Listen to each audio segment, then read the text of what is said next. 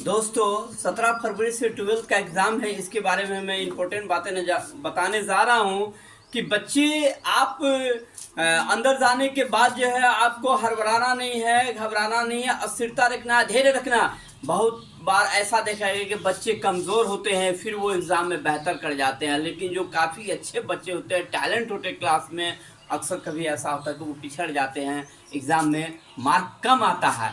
दोस्तों मैंने ये नहीं रखता कि आप कितने तेज हैं, मैंने ये रखता कि उस समय, उस घड़ी, उस जगह आपने कॉन्सेप्ट होकर स्थिरता से बैठ के, धैर्यता के साथ बैठ के एग्जाम दे दिया। सबसे पहले एग्जाम का रूल से नियम कि आपको यह देखना है कि एक भी क्वेश्चन छूटे नहीं है।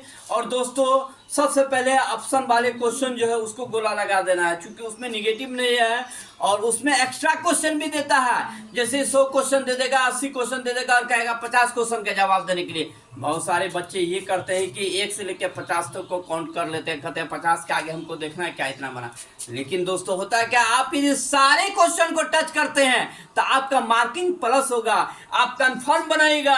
हो सकता है 50 नंबर का आपको नहीं रहा, हो सकता है अंत का जो 80 नंबर क्वेश्चन है या 70 नंबर क्वेश्चन है उसका आंसर आता है कंफर्म। तो यदि आप सारे क्वेश्चन को टच कीजिएगा तो उसमें आप कंफर्म बनाएगा और तब उसमें 50 को गिन लीजिएगा, 50 ही बनाना है। ये जरूरी नहीं कि आपको क्रम से ही 50 बनाना है, आप आगे पीछे छोड़ के भी जो आप कंफर्म है उसको बनाइएगा। दोस्तों घबराना नहीं है।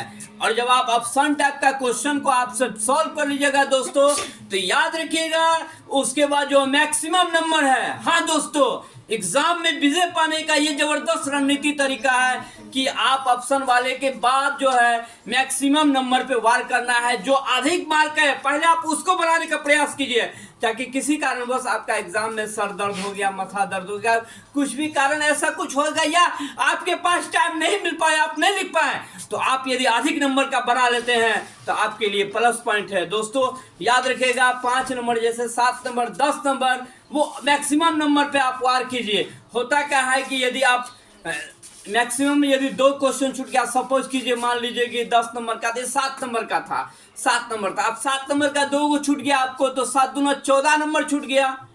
और यदि आप बच्चे क्या करते हैं कि 2 नंबर 3 नंबर उसमें अटके रहते हैं, समय लगा रहते हैं। नहीं दोस्तों, ऑप्शन के बाद अधिक नंबर देखेगा, 5 नंबर 7 नंबर 10 नंबर को पहले सॉल्व करना है।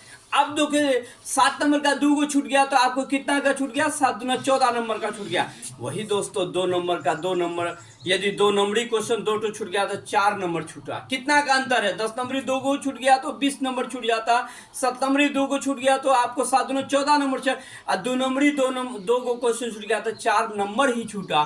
तो इसलिए 2 नंबरी 3 नंबरी में समय को बर्बाद नहीं करना है, पहले मैक्सिमम बनाना है, ताकि आने वाले समय में यदि इनकेस आपके पास टाइम नहीं मिल पाया तो कम से कम अधिक नंबर का बना लीजिएगा तो आपका मार्किंग बढ़ेगा। दोस्तों एग्जाम में रणनीति का यही तरीका है कि ऑप्शन का बाद जो है आप मैक्सिमम नंबर पे वार कीजिए।